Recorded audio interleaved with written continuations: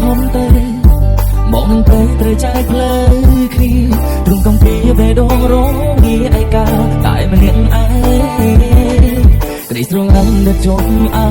រម្មណ៍តែបង្ខំចិនដើរចែកផ្លូវគ្នារៀងខ្លួនព្រោះមានគេសំខាន់ជាងបងចង់ខលស្រួលសាច់តងយ៉ាងណាខ្លាចជីវ៉ាទៅខំបងនងនៅក្បែរគេល្អគេថ្នមអូនទេថ្លៃ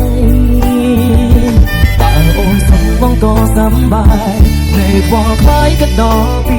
ស្អីតែចិនមួយនេះសែនចង់រៃមិនថ្លៃមិនបានក៏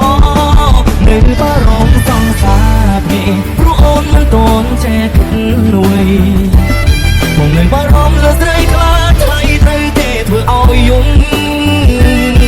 អូនក្មេងមិនចេញគិតអ្វីបងនេះនៅបារម្ភតែបងខំចិនដើរចែកផ្លូវព្រោះដំរើចិត្តម